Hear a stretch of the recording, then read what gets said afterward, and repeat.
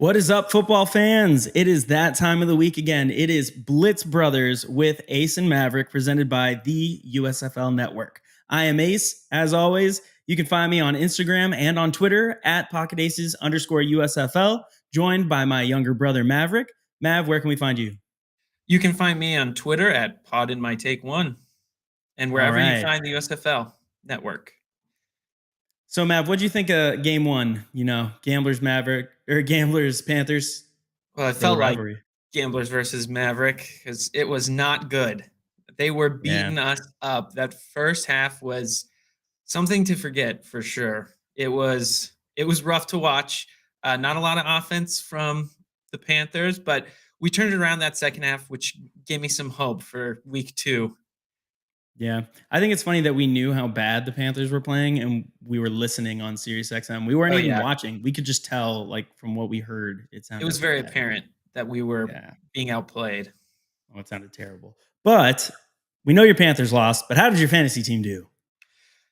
Just as bad. A lot of the players I predicted did not pan out as well as I had hoped. A lot of the starting running backs, well, what I thought were starting running backs, didn't even end up making the actual starting roster. So hopefully the pick 'em ups and startems and sitems this week will help my fantasy team. Well, I know they're going to help my fantasy team because I have half of our pickups on my teams. So I'm in 3 teams. This week in my expert league, I'm in 3 leagues. 2 are with you. One is the network league. One is the one with our father, Little Monster. And then the last one is an expert league. I'm actually in that with Zach Kyleman of the USFL podcast and the person who runs altfantasysports.com. So it's kind of high stakes in that league because, you know, it's an expert league and I'm fairly new to this spring football world, but they don't know that. So that's okay. And this week I actually play Zach Kyleman. So that'll be fun. There's 8 teams, only 8 defenses, and I have 2 of them, and Zach doesn't have one. So tough luck. You're not getting one from me this week. But let's start with our Stardoms. Let's go Stardoms. Who do you have Stardom Quarterbacks? For Stardom Quarterbacks, it gives me great pride to say that my number 1 Stardom this week is Shay Patterson. Luckily for fantasy owners, Shay Patterson really distinguished himself as the starter for Michigan, and he really was the only one who played well. Granted, he did have a little bit of fumbling issues, but it became pretty apparent that he was the starter by the end of the game. Paxton Lynch he looked off. Maybe it was the ball, I don't know, but he looked off. I don't know if the ball can really. He made bad decisions. He looked terrible. Paxton Lynch looked awful. So he I don't want to put it all on him, but he was definitely a catalyst for a lot of the negative plays that happened to the Panthers. Yeah, once he got pulled out, I mean, you guys looked like a different team. Yeah. I agree. Shay Patterson, he won me my game in the USFL Network League. Well, the Houston defense won me that game. But Shay Patterson put up almost 16 points, which is one of the better quarterback showings of the week. And I think that now that they know who their starter is, he's a great start in fantasy. He's going to put up points. They play the Generals, who didn't show a fantastic defense. So I think he's a great one. Another one we got is Kyle Sloader. Kyle Sloader, they're going up against, who are they going up against? Tampa Bay. Tampa Bay in the second half against the Maulers did not show a great showing against the pass. Love was actually spreading it out and hitting his receivers pretty easily. I think Tampa Bay had a better front 7 where their secondary was lacking, which was surprising to me because they have Obi Melifonwu, and I thought they would be good. But I think Kyle Sloader, he showed a little promise. His protection wasn't there this week, but I think it's going to be better this week. Or last week, it wasn't good. This week, I think it will be better, and I think Sloader will be a decent play for fantasy football. And then our last guy, very obvious, Brian Scott. You got to start Brian Scott. If you have him on your team, you're going to start him. The guy still put up 200 yards, and he spent half the game on his back. So yeah, I think there's only up from there. The guy is an obvious stardom and just super cool in general. So I'm into it. All right, Cal. Mav, sorry. Running backs. So for running backs, I'm going to go with one of your Houston Gamblers who looked really good this past week, of Mark Thompson. Mark Thompson is an absolute unit. Yes. The executive, whatever, Daryl Johnson, the guy who runs the USFL, he's in all the videos. He predicted Mark Thompson as his offensive player of the year. And I agree.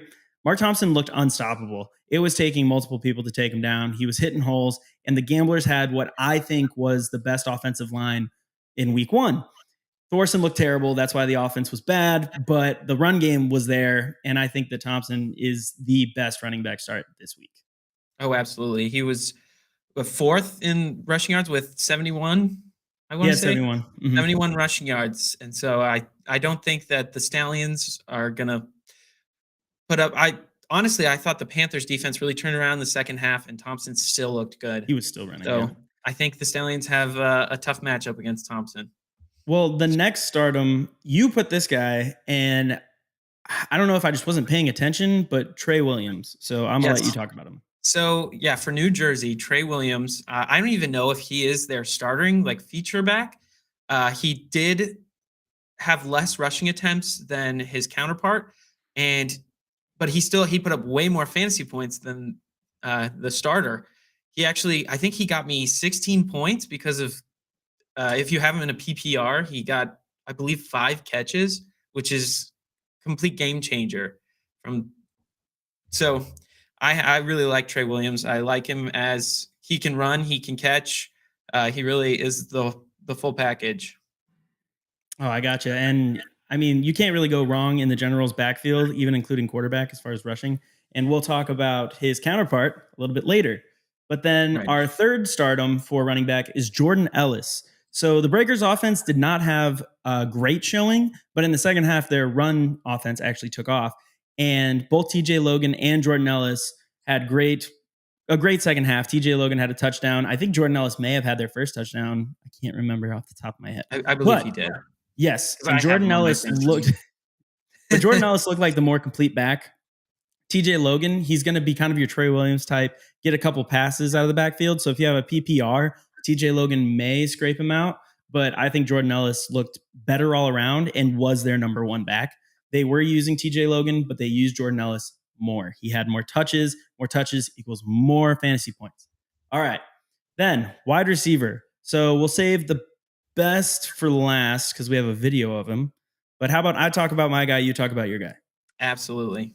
All right. JoJo Ward, man, is a beast. He's out of Hawaii. He was tied for second in targets this week. He had 9 targets. Clayton Thorson absolutely loves him. If you were watching the game, Clayton Thorson actually came to the sideline and talked to Kevin Sumlin and said, hey, do you see they're jumping that hitch route on JoJo? He wanted to hit JoJo. He was trying to go deep for him. And I think this week against the Stallions, possibly a little bit weaker defense than the Panthers were, I think that JoJo is going to break one big. I think he's going to keep up on the targets. I think he's the guy to go to. All right, now your guy. So my guy was also tied for second in targets with JoJo Ward, and it's Lance Lenoir of the Michigan Panthers. He's the clear number 1 wide receiver for the Michigan Panthers. He had, I believe, 6 catches for 71 yards and a touchdown. Mm-hmm. Yeah. I mean, he was electric. Every time he got thrown the ball, he was catching it. He was getting the first down. He is an unbelievable wide receiver. Definitely a stardom.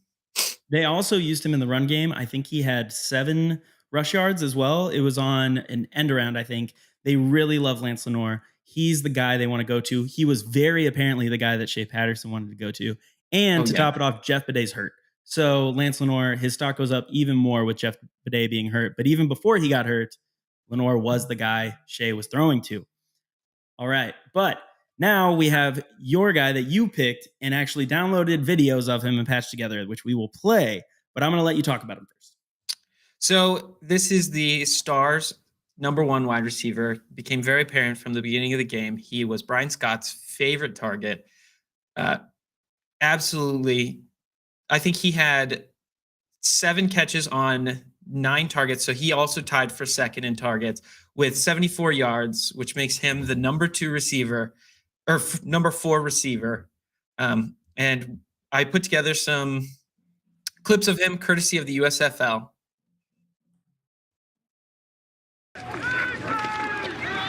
As time underneath, across the 25 and 20, Chris Rowland having not giving up a touchdown. Bottom line, Stars on the move. Plenty of time for Scott. Fires outside the numbers. Going up to get it and coming down with it. No. Got his feet, and he was close. But look at the body contortion. And he's trying to get down. But he got. And that video shows you everything you need to know. Yeah, that second catch, we saw that live, obviously, and what an unbelievable catch. We were yelling that it was in the whole time. Obviously, he did get a little shaken up after that play, and that's where his highlights end, and he did not practice yesterday, so we got to keep a close eye on him. But I believe he did come back into the game after that play. He was a little shaken up. You could tell he'd hurt his shoulder, but he came back in. And I mean, the guy's a dog. The way he plays, I think that he's going to come back. I think even if he doesn't practice this week, he's still going to play. And if he's on the field, I can't see Brian Scott not targeting him. So he's still a great stardom. All right, but now we have to move to the sadder part, the Sitems. So for quarterback, I'll take the heat for this one. For quarterback, my first Sitem is Jordan Ta'amu. A lot of people drafted him first overall. A lot of people love Jordan Ta'amu. They think that he can do no wrong in this league. I think that he does pretty well, but who can do no wrong is that Breakers defense. You know, the Maulers, their defense is not that fantastic, and they were getting to Jordan Ta'amu. And so when I think that the Breakers, you know, they got Davin Bellamy out there. He had 3 sacks last week. I think that they are going to eat with Jordan Ta'amu. I think he's going to spend most of the time on the ground. I don't think he's going to put up that much of a game. Hopefully he doesn't get hurt. We'd never like to see that. But I would say if you have another quarterback that may start, maybe you also drafted Jamar Smith or something, maybe put them in this week. But then number 2, Mav, you can take that one. We're going to go with Alex Magoo. It became very apparent to us that he is not the lone starter in the Stallions offense. Jamar Smith came in for the game-winning drive, looked a little more poised than even Alex Magoo, who was thought to be the starter. He did get a little shaken up, and so that may have been what originally took him out, but it looks like he may have at least lost the sole starting role, because it did seem like at first he was the starter and Smith would come in for the occasional running play, and now seems like they're going to be sharing time side by side. So I don't like him as a starter. If you have another option, definitely play your other option. No, I agree. Of the Stallions quarterbacks, I would much rather start the first offensive player of the week for the USFL. Jamar Davis-Smith got it. He's played in Skip Holt's offense before. He looked more comfortable. You knew that he knew what he was doing. It was more of the muscle memory was there. When things would go wrong, he knew where to go. He knew more of his checkdowns. He just looked better. And yes, Alex Magoo did get hurt. He's limited in practice. So we'll see if he even plays. So I would not start Alex Magoo. And then the last one, a friend of the network, Mr. Kyle Laletta. I would definitely sit Kyle Laletta this week. He didn't even start last game. They started Love. He came in. Then I think what they were doing was quarters. So Love took the first quarter, Laletta took the second quarter, and then after that, it was basically Love. Laletta didn't look good. I don't know why. Maybe it was the fact that the Maulers looked terrible in general, but Love looked better when he was playing. So if you had to start one of them, if you didn't have another option, I would start Love. I wouldn't start Laletta. But if you had any other option than any Maulers quarterback, I would go with that. So moving on to running backs. I'm going to take the first one with my feature back. I took him. It may have been reached, but I took him as my first running back in our league. Mm-hmm. And he did not show up the week 1, and that's Madre London for the Maulers. I really thought when he got picked up kind of halfway through training season, maybe a little later. I really thought a little bit later. Yeah. Which, I mean, maybe that's his excuse of he didn't have as much time, but I had high expectations for Madre London, and I think he carried an average of 1.6 yards per carry. I mean, he was disappointing. Definitely one of the reasons I lost my fantasy game. No, I definitely started him in 2 different leagues, and I don't think it was even his fault necessarily. I think the fact that their offense was so one-dimensional, Garrett Groshek, yes, he had more yards, but he also ran so many times. Yeah, but Madre London looked good.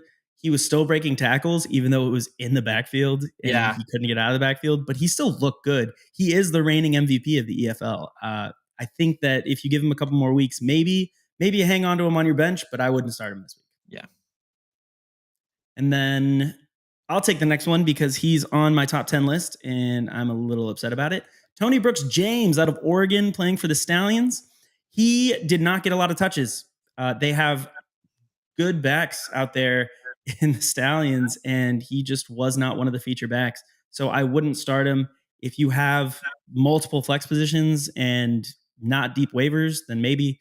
But Tony Brooks James just wasn't really playing. He wasn't out on the field much, and that does not help you in fantasy. Well, speaking of the Birmingham backfield, our next situm is going to be his counterpart, CJ Maribel. CJ Maribel had 22 yards in week 1, and he was their feature back. Not to mention, this next week, they're going up against a tough Gambler defense. That front 7 is no joke. I would know firsthand. And I just don't see either of these running backs having a breakout game, and that's why we got to put them as situms. Oh, I agree. I think the Stallions backfield, I would start Jamar Davis Smith, but I wouldn't start any running backs. I mean, that Gamblers front 7, Corey Thomas, that man was a brick wall up the middle. The Panthers had a little success in the second half running the ball, but that was because the Gamblers defense could not get off the field. But I think this week, Clayton Thorson's going to play a little better. Defense will be a little more rested, probably doing some cardio this week. I think Stallions backfield is stuffed. I don't think they're getting anything. But then we move on to wide receivers, and this is probably the most disappointing situms that we have. We got some big names on our situm wide receiver. Yeah. You want to start? Yeah, I'll take the first one because you were really high on the guy. I think you put him number 1 on your list. I did. His mom actually DM'd me after I put that list out because I said South Oregon State instead of Southern Oregon State. Apologies, Mama Sewell. Well, so we're going to go with Jordan Sewell, who is a star, and that is just a loaded wide receiver core. I mean, we already talked about Roland. They have, I think, Brendan Eagles, who I picked as my first player to go to the NFL. He's not even on the active roster. He's on the practice squad. That's how good this wide receiver core is. And Jordan Sewell just did not shine. I think, what did he end up with, 1 catch? He had 1 catch for a couple yards. Yeah, he didn't do anything. Disappointing. So it wasn't much of an argument to put him on our situm list. Well, possibly it was because, like I said, Brian Scott spent the entire game on his back. But when he was throwing it, he was throwing the underneath routes. He was throwing it to Devin Gray. He hit DeAndre Overton once or twice, and then he fed Chris Rowland. So he just was not hitting Jordan Sewell. It was a little disappointing. It's kind of like starting a receiver for the Patriots back when they had Tom Brady. That man was airing it out to everybody. You didn't know who was going to get the points that week. So it's kind of like that. Not to compare Brian Scott to Tom Brady, but maybe. Our next one is Sean Poindexter, who I saw go really early in a lot of my drafts. Sean Poindexter playing on the Breakers. He's huge. You thought he was going to be their wide receiver 1. He racked up a total 0 points this week. I think he was targeted once. He did not get a catch. He had 0 points.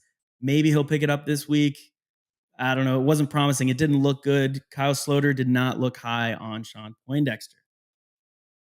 And then last, just another obvious one, Darius Shepard of the Generals. Satterfield came out. He blew up, and that meant that Darius Shepard was going to fall to the wayside on the Generals, and he also put up 0 points. So kind of disappointing. Those are 3 big names with Jordan Sewell, Sean Poindexter, and Darius Shepard.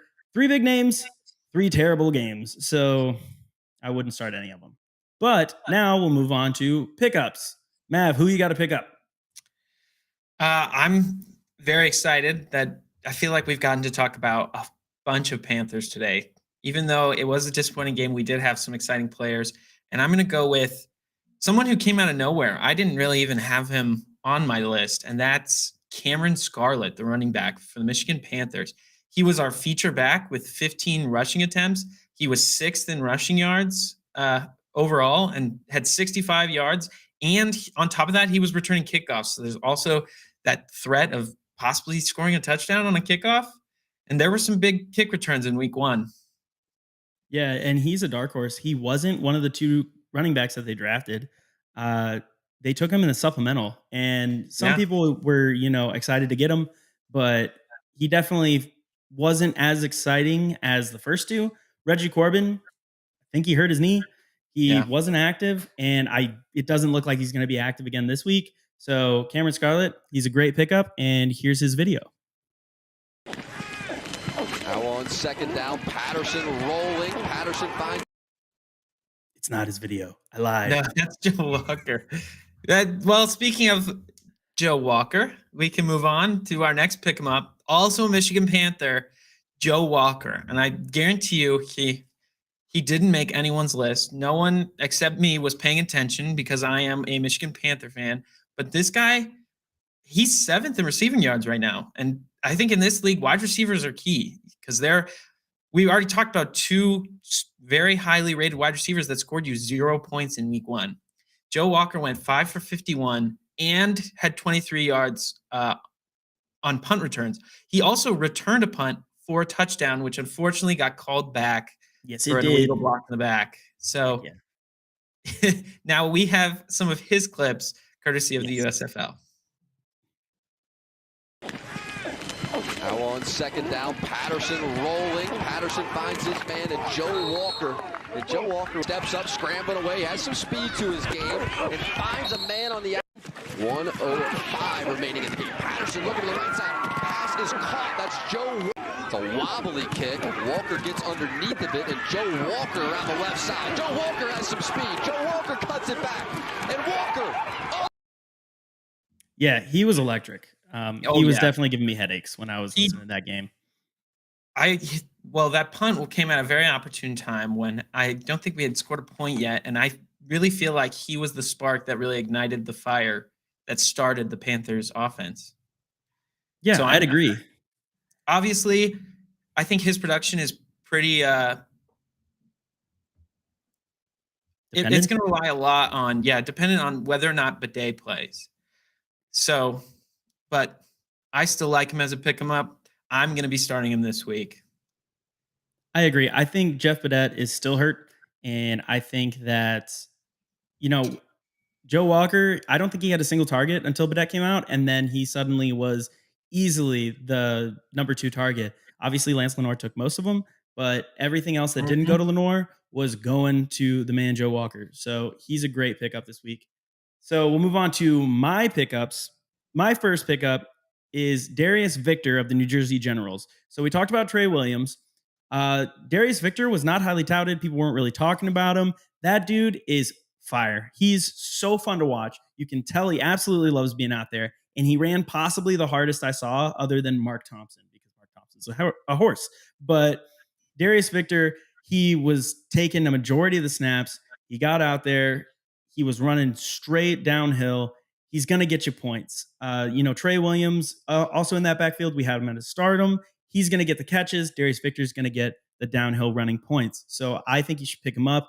Running backs are very thin in this league, and he's one that might be on the waivers. So if you can get him, I almost guarantee he's on the waivers. I picked him up this morning. He's 5th in rushing yards with 15 rushes for 67 yards. I mean, if he averages 15 rushes on the season, you're going to get points out of him. I did not know he was on the waivers this morning. That's why I threw him on there. I was like, I got him in both my leagues. I picked him up. I guarantee you he's on the waivers. Probably our top pick him up. I have Mark Thompson in both those leagues, so I'm okay.